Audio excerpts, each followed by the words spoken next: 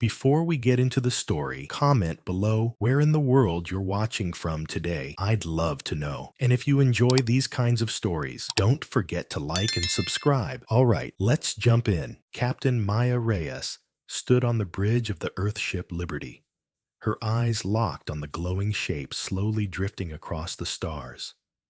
It wasn't like anything they had seen before.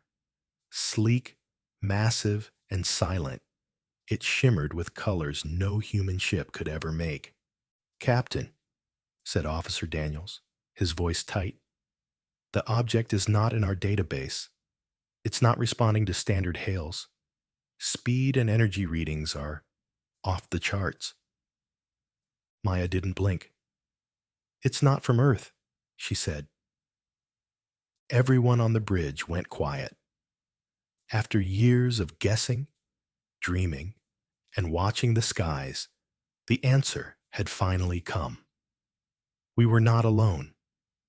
"Send a first contact message," she ordered, trying to keep her voice calm even as her heart pounded in her chest. The alien ship responded faster than expected. The screen flashed, and suddenly a tall creature with silver skin and glowing eyes appeared. Its face looked calm, almost too calm. "People of Earth," it spoke in perfect English. "I am Envoy Thalek of the Valerie Dominion. We come in peace. We offer guidance, protection, and friendship." Maya stared at the screen. Something in Thalek's smile didn't feel right. But Earth had waited too long for this moment. Across the world, people celebrated. News anchors cheered. The stars had spoken back. Within hours, the aliens began landing in specially chosen cities. Not many, just enough to make a show of trust. They brought gifts. They healed diseases. They shared energy systems that ran without fuel. "This is the future," the leaders of Earth told their people. "This is the beginning of something greater."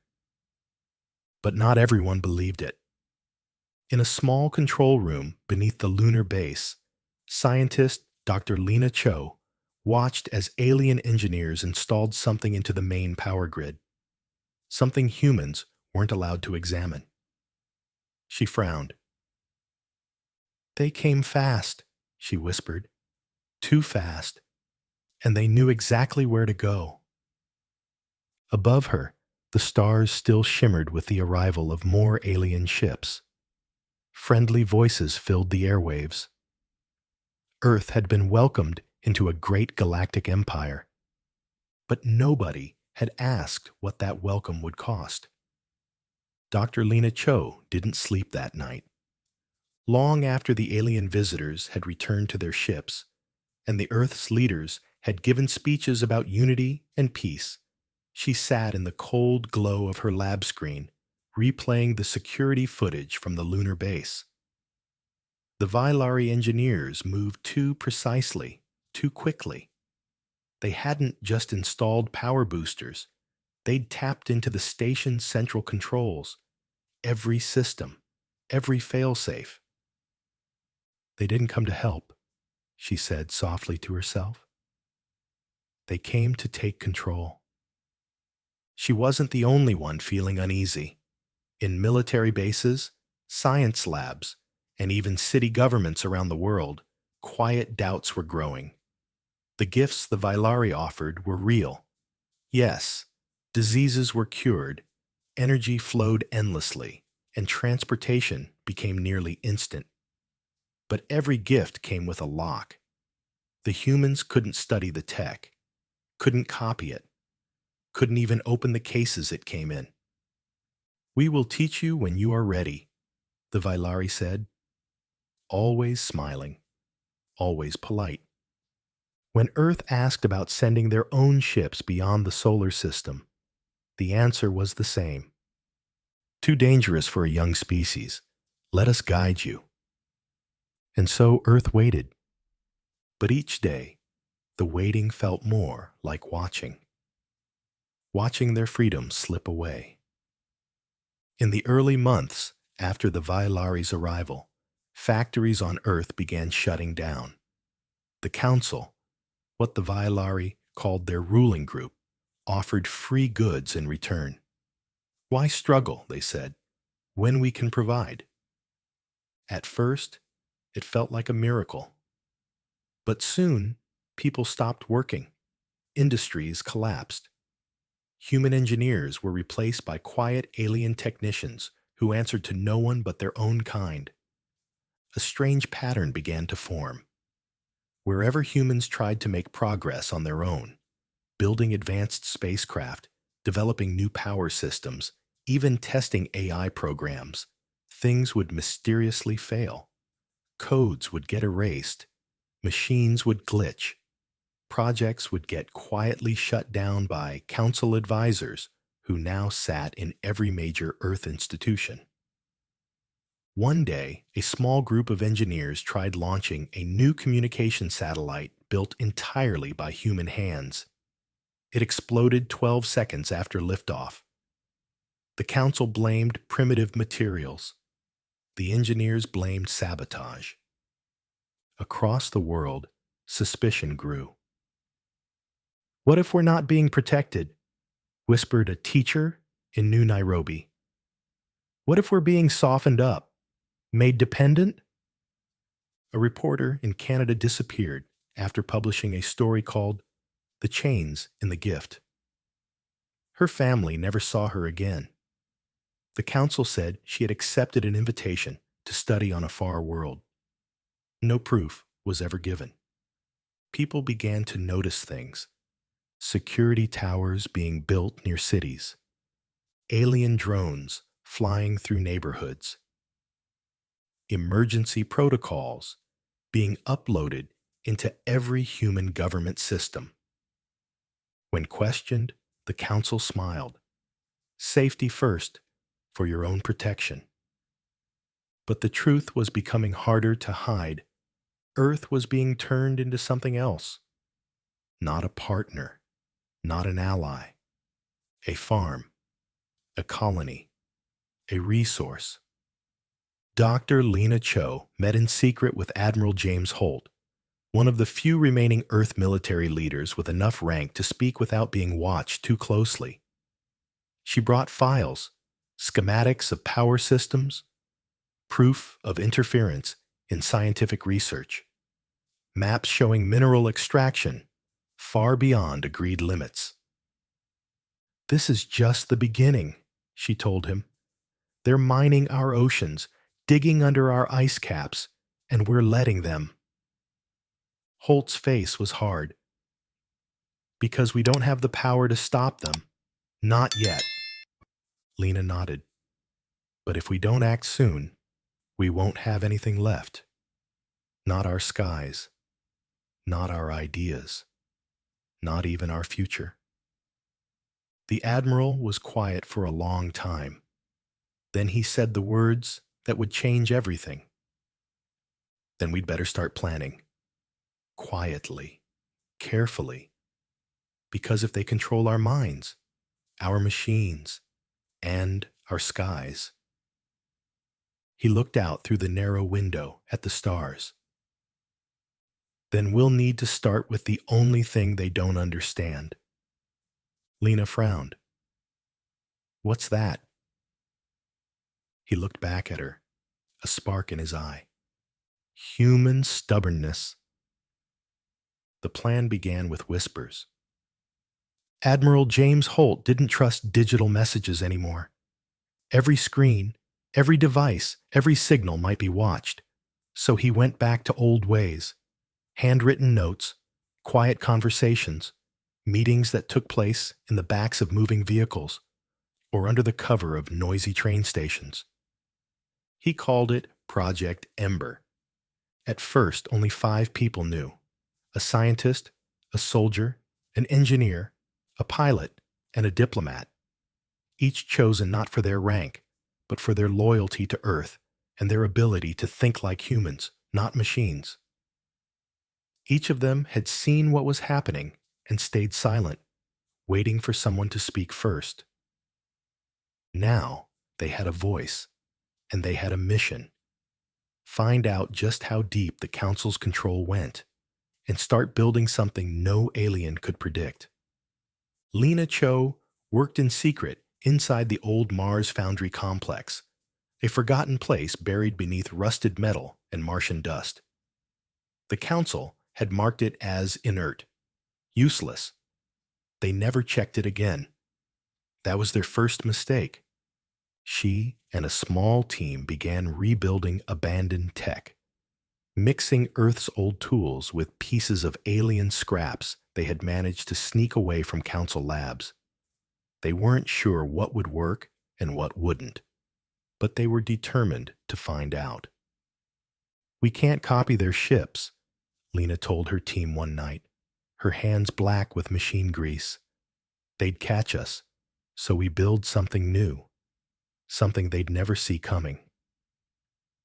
On Earth, pilot Marcus Dean trained in a hidden canyon base in Arizona, flying prototype ships that didn't use alien fuel or alien engines. Instead, they used something he called Ghost Glide, a strange form of silent atmospheric flight created by accident in a test run. It worked. Barely. But it worked. "It's like surfing air currents made of glass," he told Holt once after a test flight. "One wrong move, and I'm a grease stain on the cliff wall. But if I can master it, so can others." Meanwhile, in the European Federation, Ambassador Leila Navarro walked the halls of Council-assigned buildings with a perfect smile. She attended dinners, shook alien hands, and made friendly speeches. But she also watched. She memorized door codes. She mapped who came and who went. In the dead of night, she sent tiny paper notes hidden in her shoes, passed off to resistance couriers disguised as cleaning staff. On one note, she wrote only this: "They're not unified. The cracks are starting to show." And she was right. The Velari weren't the only species in the Council. There were dozens of alien empires, each with different goals. Some were quiet watchers, some were aggressive protectors, and some were just greedy traders. But all of them had one thing in common. They believed humans were too young to rule themselves. "They don't get it," Layla whispered to Holt during a meeting inside an abandoned museum in Paris. "They think we're children, curious, clever, but not dangerous. Not yet." Holt nodded. "That's the mistake everyone makes, right before they learn the truth the hard way." Over the months, Project Ember grew. Small groups formed in hidden places: Arctic bases, undersea labs, deep jungle bunkers. Not armies, yet. Not even rebels. Just people who knew something was wrong and wanted to make it right. They studied council tech. They watched patterns. They learned how the alien systems worked, and more importantly, how they didn't. And slowly, they began to build ships that didn't follow the usual rules of flight. Weapons made from sound, heat, and magnetics. Tools humans had used for centuries, now reimagined. Code that wasn't typed, but sung.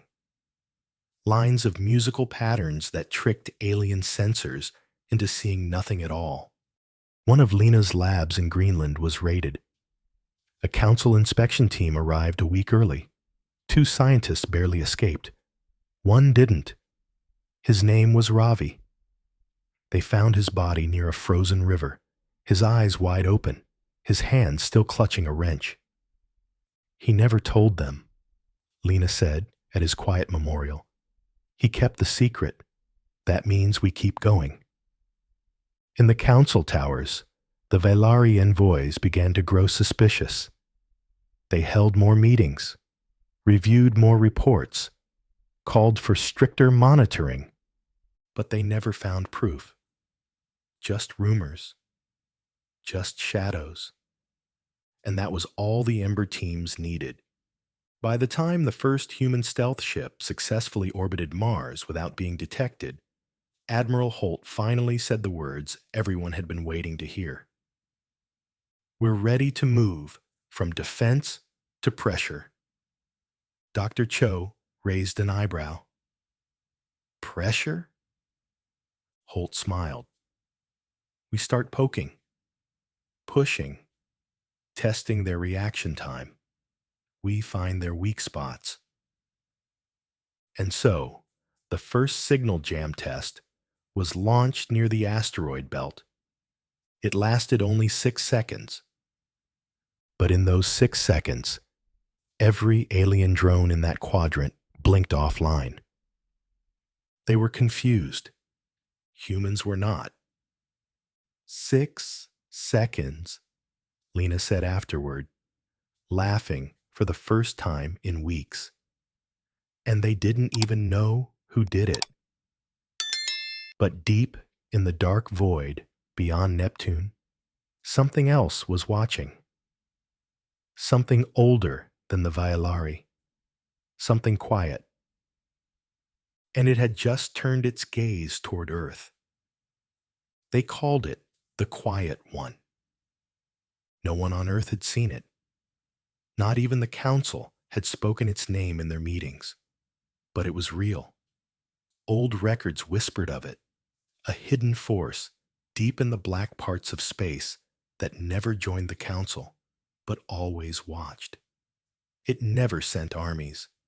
It never gave warnings. But when it moved, empires trembled. And now it had turned its attention to humanity. Back on Earth, the Ember teams didn't know that yet. They were focused on their own war, quiet, careful, and growing bolder. Each small victory gave them courage. In an abandoned undersea lab off the coast of Chile, Lena Cho's team tested their newest invention, the Eclipse device. It could create a blackout field that silenced energy signals, made ships invisible for short bursts, and confused Council scanners. It didn't look like much, just a black cube with glowing lines. But when they tested it on a scout drone, the machine vanished from the sensors completely. "Now we're ghosts," one technician whispered. But as Earth's shadows moved, the Council's grip tightened. Envoy Thelek, the Violari who first spoke to Earth, now sat in a high tower above New Geneva, the new capital the aliens had built in Switzerland. His face still wore the same calm smile, but his voice had grown colder in recent meetings. "Human activity must be regulated," he told the world leaders during a broadcast, "for your safety, for your survival." His words were dressed in kindness, but the meaning was clear. Obey or lose everything. That week, several human colonies, on the Moon, on Europa, and a new base on Ganymede, were placed under direct supervision. Alien officials moved in. Human leaders were removed quietly. Some vanished without a trace. And then came the Skyban. Without warning, all human-built spacecraft were grounded. Technical inspections, the Council claimed. But Lena's spies inside the orbital ports heard the real reason. They're afraid. They think we're hiding something. And they're right. In a dark hallway beneath the New Geneva Tower, Ambassador Leila Navarro met a contact from inside the Council, a small alien species called the Quarry. The Quarry were not fighters. They had once been explorers, scientists, builders, but under the Council's rule, they were pushed down, their ships stripped, their culture boxed up like a museum display. Now, they wanted to help. "They are planning full integration," the Quarry agent whispered, voice clicking in soft tones. "Earth will become a Tier 4 world. You won't have rights. No more local governments. No more elections. Layla's hands shook. When? The council votes in 6 days, but the decision is already made. Your leaders are just being told last. She went straight to Admiral Holt with the news. When she finished, the room fell quiet. We have less than a week, Holt said. After that, we're not a planet. They'll treat us like a farm. Dr. Cho leaned over the table, tapping her fingers. Then we have 6 days to make them think twice. The plan they formed that night was bold and dangerous. Expose the truth in front of the galaxy. The Council had always relied on control and secrecy. But if humans could show other species what was really happening on Earth, the spying, the sabotage, the lies, it might cause something bigger than a rebellion. It might cause a collapse. Ambassador Navarro reached out to old contacts, secret sympathizers, and even former enemies. Some didn't respond. Some hung up. But 3 responded. The Krelly, a desert-dwelling species long silenced by council punishments. The Irindari, deep space traders who had lost a whole colony to council-approved resource rights. And the Iliari, soft-spoken philosophers who believed in harmony and had always been uneasy about the council's growing power. Together, they formed the core of what Navarro called the Circle, a quiet network of species ready to break away if humanity could prove what was happening. But time was short, so the Ember teams launched Operation Lantern. Using the Eclipse device, they smuggled a stealth probe into the heart of a council storage ship above Jupiter. Inside that ship, hidden from public records, were thousands of human case files, interrogations, behavioral experiments, even testing logs. They're treating us like lab animals, Lena said as she scanned the files. One video showed a child in a council facility being asked strange questions while lights flashed and a tall alien wrote notes. The child looked confused, then scared. Then the screen went black. Holt's fists clenched. They told us this was about protection. Lena nodded. And we believed them. But now, we show everyone. The files were packaged, encrypted, and set to broadcast through multiple relays tied to the Arindari's black market networks. The goal was simple: make the truth go viral, across stars, systems, and species. But the Council found out. A probe ship disappeared. Then a lab in the Andes exploded in a sudden accident. 5 Ember agents were killed. 1 was captured. And still, the message went out.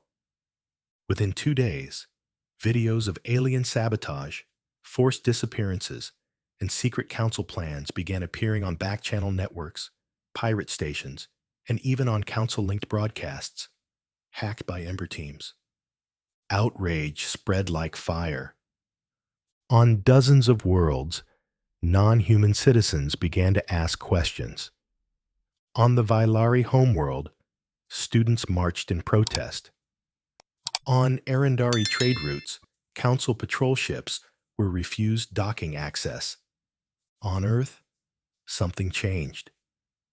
For the first time, the people weren't just afraid. They were angry.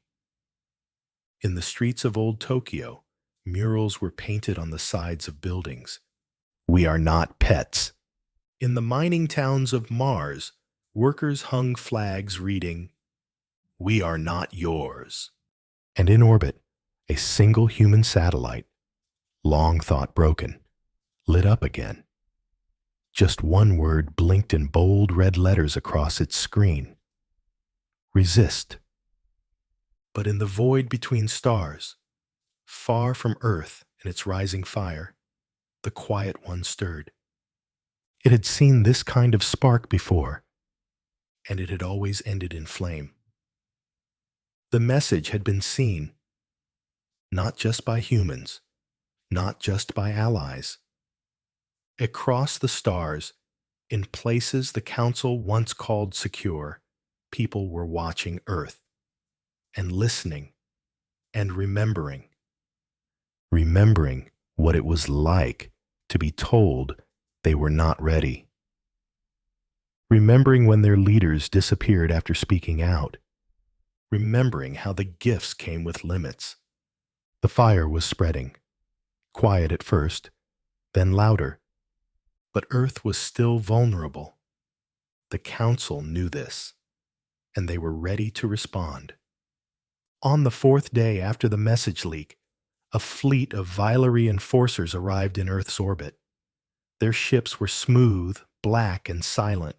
No warning, no broadcasts, just the hum of weapons charging, and a single message sent to every human capital. Return to order, surrender the traitors, or suffer the correction. Admiral Holt stood in Earth Defense Command, eyes fixed on the screen. Behind him, officers typed furiously, calculating possible outcomes. "We can't fight them head on," said Commander Elric, her voice tight. "They outnumber us 5-1. "We're not going to fight them," Holt said quietly. He turned to Lena. "Are we ready?" Lena Cho nodded. "Project Ashlight is complete." A second later, a silent signal was sent. All across the solar system, in caves, deep oceans, and drifting asteroid stations, Ashlight Protocol activated. Ships that had never been registered rose from hidden bays. Stealth drones blinked to life and scattered across Council communication lines.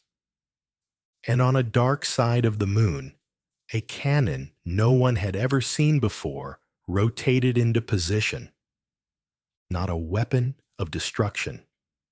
A projector, built by humans, powered by stolen Vilary tech. It began to broadcast. The message was raw and real. Videos of alien officers tampering with human machines, files of planned colonization, images of Earth children studied in silent white rooms. It was ugly, and it was undeniable. The Vilary ships in orbit stopped moving. Messages poured into their command decks from other Council species. "Is this true? What are you doing? We cannot support this." The Vilary envoy, Thalek, did not answer. He was gone, pulled back to Council space days earlier when the rumors of rebellion turned real. In his place, a cold new voice spoke. Minister Karn of the Dravari, a more brutal species that rarely showed its face in diplomacy.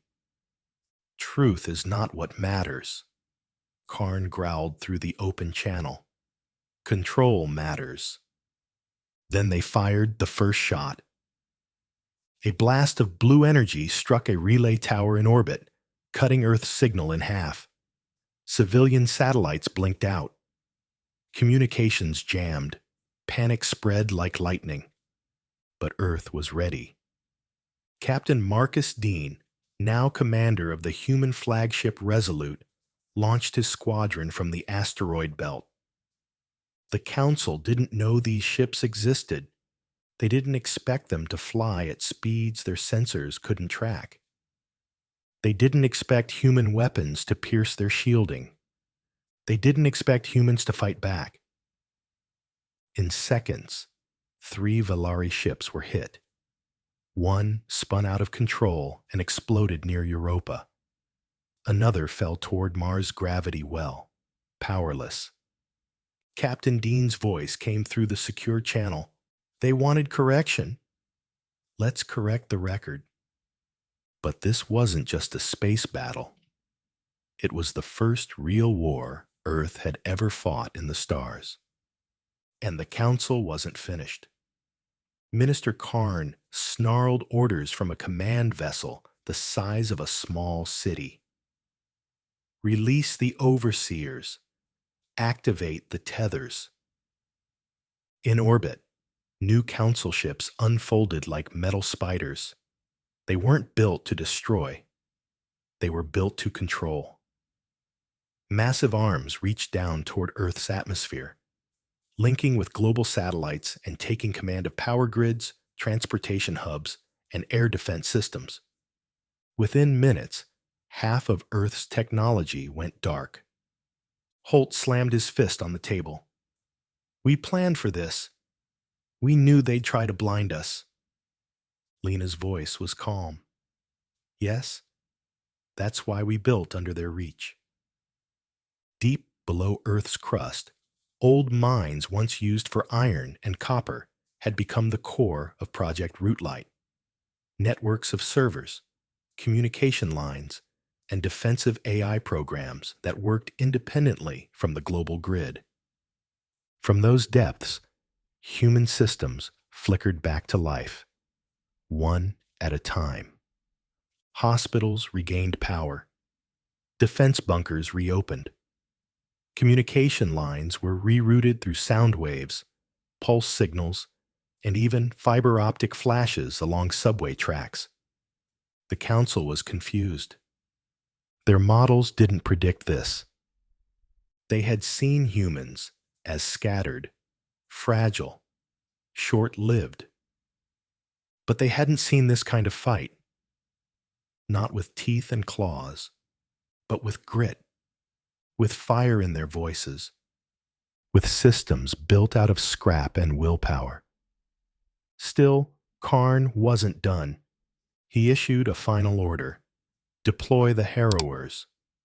Dark, sleek vessels, older than the Council itself, shot out from a hidden base near Saturn.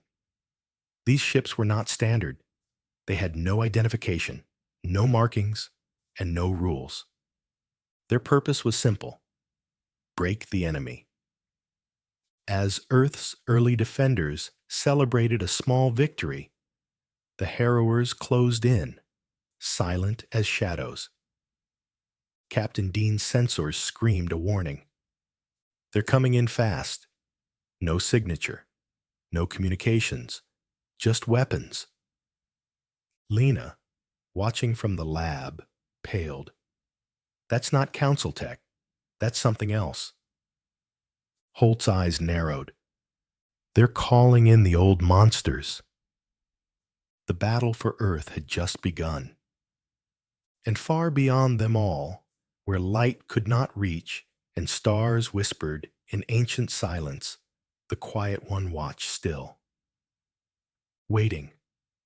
The Harrowers hit like ghosts. Captain Dean barely had time to react before the Resolute's shields flared with impact. The first strike didn't come from weapons. They were hit with a pulse wave that bent time around the ship for a split second. Systems blinked. Crew members stumbled. Some even passed out. "Report!" Dean shouted, his voice cutting through the confusion.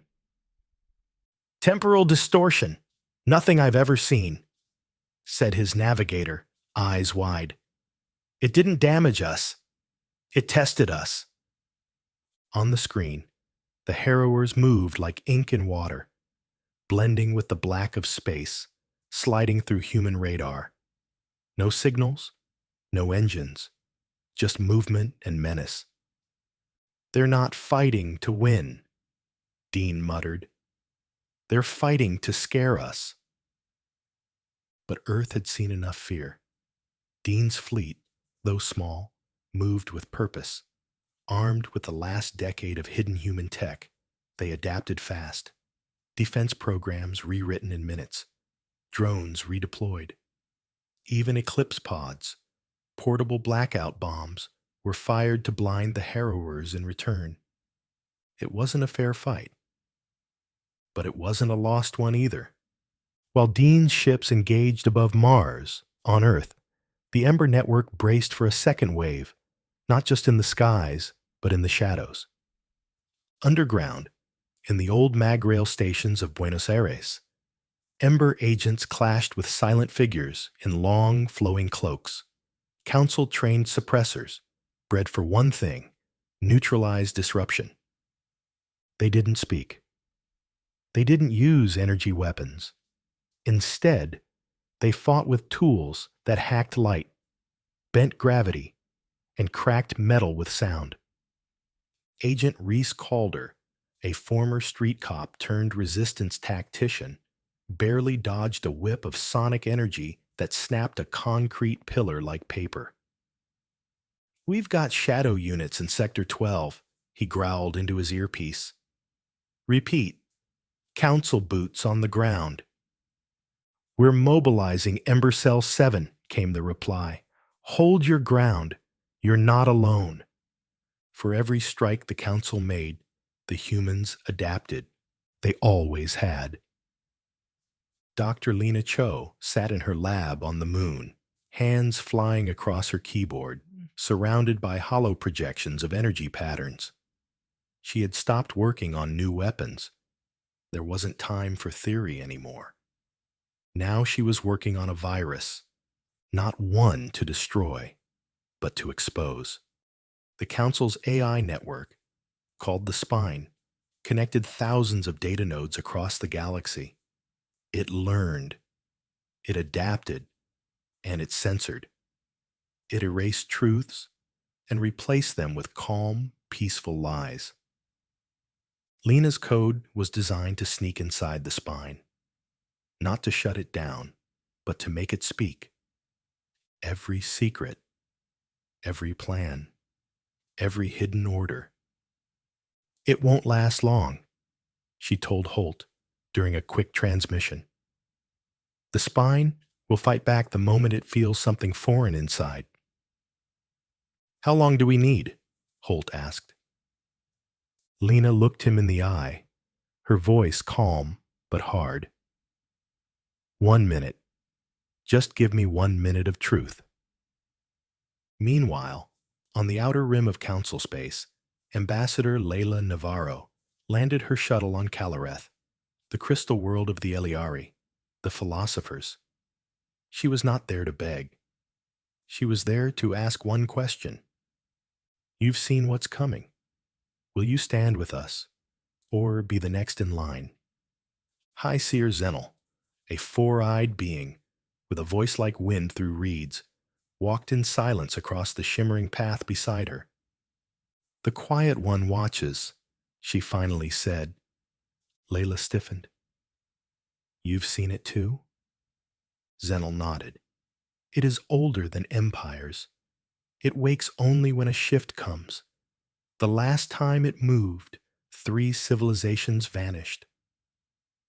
"And now?" Zennel looked toward the sky. "It is waiting to see if you can survive yourselves before it decides if you're worth saving."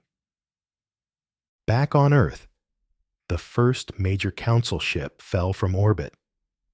Not because of a weapon, not because of a virus, but because its crew surrendered. The captain, a Thalen named Crux, opened a transmission to Earth Defense Command. "We were told you were children," he said, "but you're not. You're fire. You're chaos. You're alive." He paused. "I will not be part of another quiet slaughter. We lay down our arms." Others followed. Not many, but enough to show the galaxy something was changing. The Council responded with fury. Minister Karn sent a signal across every channel: obey or be erased. In orbit, Karn's flagship, the Judicator, unfolded its final weapon, a solar siphon, a machine designed to pull energy directly from the sun itself. Not enough to destroy it, just enough to remind Earth what real power looked like. Lena saw the readings come through her station. The sun's corona was shifting. Small, but real. "We have 2 hours before it finishes the loop," she said into the comm. They're going to cook our satellites, maybe our atmosphere. And still, the Quiet One watched. From a distant system, in a ship made of light and memory, it hovered, observing the fire and fury unfold. It did not judge. It did not speak. But something inside its vast mind stirred. A signal left its hull.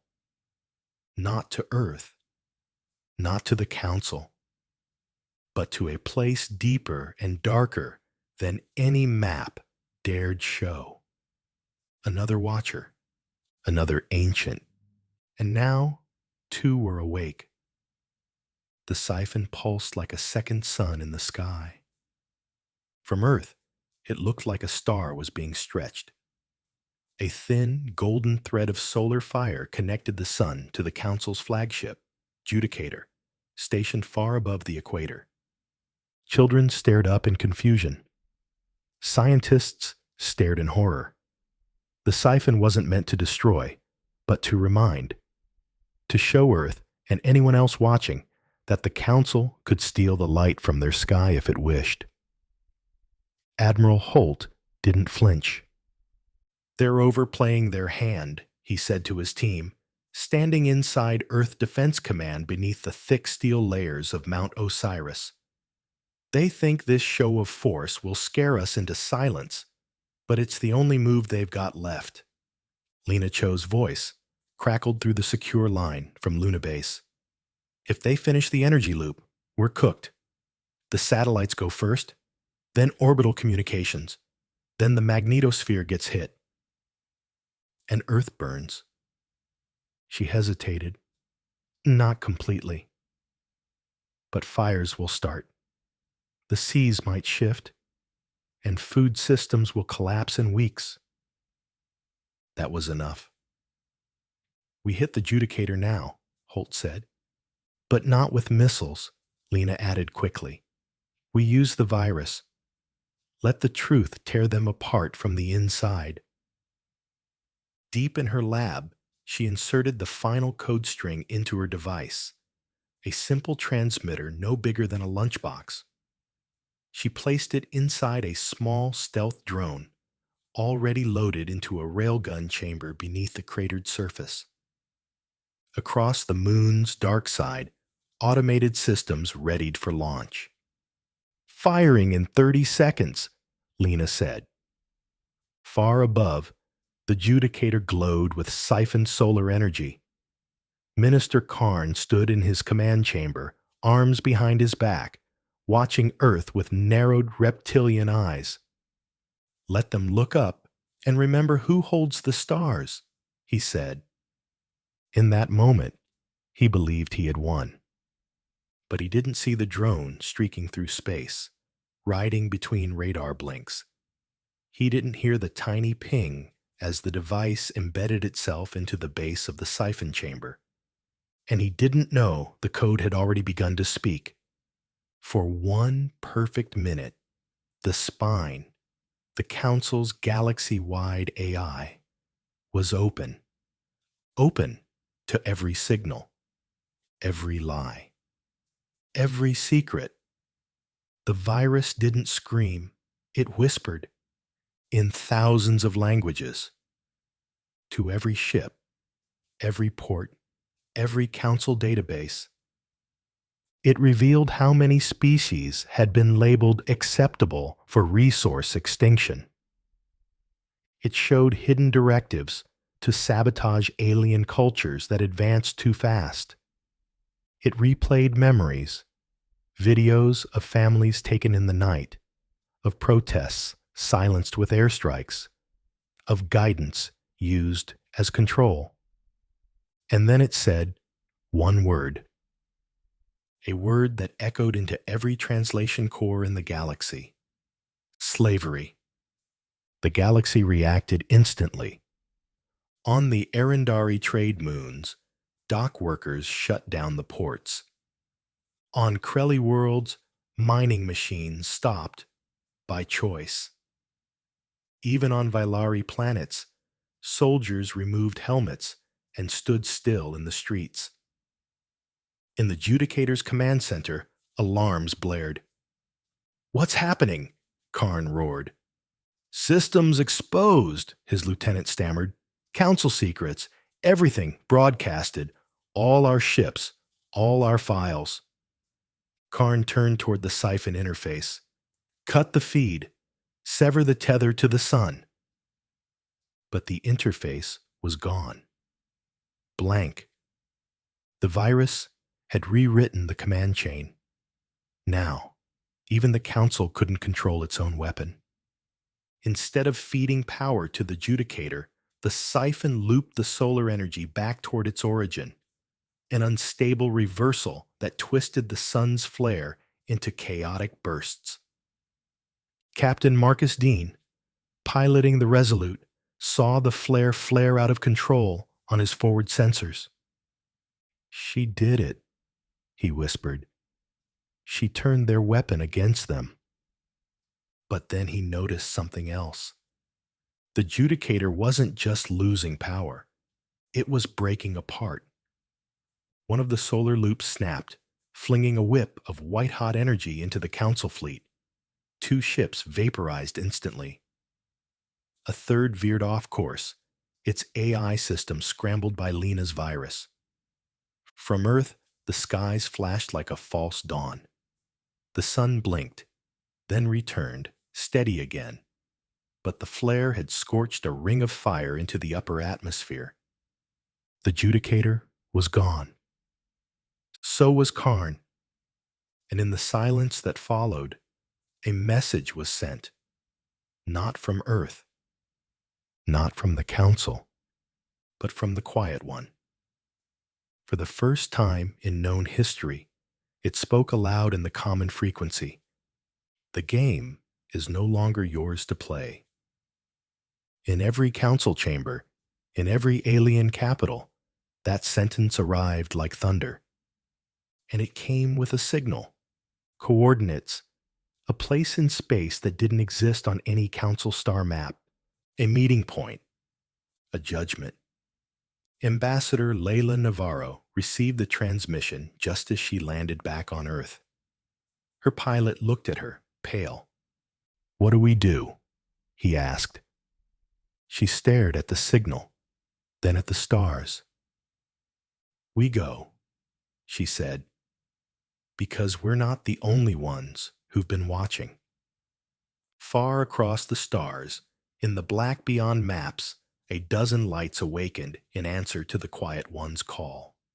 Not ships, not machines, but other ancient minds, other watchers, the ones who had remained silent for millennia. Until now, the galaxy held its breath. Across countless star systems, species once blind to the truth now saw clearly. Screens showed Council warships breaking apart in Earth's sky. Messages from the Quiet One echoed through ancient listening posts.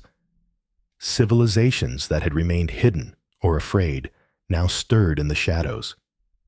At the center of it all, Earth, once ignored, once underestimated, had become the spark that lit the fire. And now they had been invited. Ambassador Layla Navarro stood on the bridge of the newly commissioned human flagship Unity, staring out at the stars. Her destination, the Quiet One's coordinates. Beside her stood Admiral Holt, wearing the ceremonial dark blue coat that Earth's new planetary union had chosen. He hated the formality, but he wore it anyway. "We're not just going to represent Earth," he said quietly. "We're representing every voice the Council tried to silence." Lena Cho joined them, carrying the final gift, a glowing ring of coded memory. Every secret the virus had uncovered, organized, and recorded. They called it the Archive, a mirror held up to power. "We don't go to this meeting for war," Lena said. "We go to make sure the next version of the galaxy never forgets." The Unity left orbit in silence, followed by ships from Earth's allies.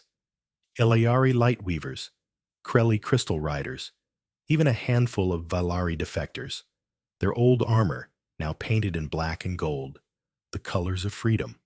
At the coordinates given by the Quiet One, they found not a space station or a fleet, but a monolith, a living structure suspended in vacuum, rotating gently. Light passed through it like water through glass. It was not made, it had become. And it spoke not in words, but in shared memory. As the humans approached, their minds were filled with visions. They saw the rise of empires built on fear, the silencing of creators, the blinding of explorers, the quiet destruction of truth. And then they saw the alternative, a circle, not a pyramid, a galaxy where no species ruled above others, where technology was shared, not rationed, where survival didn't mean submission. The Quiet One didn't demand anything. It offered a choice, and Earth chose. Ambassador Navarro stepped forward, voice steady, as her words echoed into the minds of all present. We were born in silence, grew in chaos, taught to obey. But we remembered who we were. She held up the archive. And now we offer this to the stars, not as a weapon, but as a record, a lesson, so that no one has to rise the way we did, through pain. Then Admiral Holt spoke. Some will say we won a war, but we didn't. We survived one, and we will make sure others don't have to. The Quiet One said nothing. But across the monolith, a ripple passed through time itself. Dozens of other ancient minds acknowledged the choice. Not just Earth's, but all those who had suffered. In the weeks that followed, the council dissolved. Not in fire, but in shame. Their fleets stood down. Their leaders stepped aside. On some worlds, revolutions sparked peacefully. On others, old power fell like brittle stone. The Titan Accords were signed again, but this time not in secret rooms or under threat. This time, they were signed in open light, on Earth, where it all began. Humanity, once a quiet voice in a loud galaxy, became a guide, not a ruler, not a master, but a partner. The unity traveled for decades, becoming a moving library, a vessel of memory and peace. Lena Cho continued her work, building the first true interstellar bridge, a technology that allowed species to visit one another in seconds. She called it the Pathway. Navarro became the first speaker of the Circle Worlds. Holt returned to Earth, where he spent his final years building schools beneath the stars he once fought to protect. And as for the Quiet One, it returned to the dark, its purpose fulfilled, its message heard, and in a small garden outside Geneva, at the site where the council had once ordered silence, a stone stood now, bearing a message from Patricia Allen, the first voice to shout into the dark. Carved into its surface were her final words. They tried to draw a line around us. We erased it. And in its place, we drew a circle, one that everyone could stand inside. And beneath that, a second message, newer, shorter, but just as powerful. We remember. We grow. We are not alone. Above them, the stars watched, and for the first time in 1,000 years, they smiled back.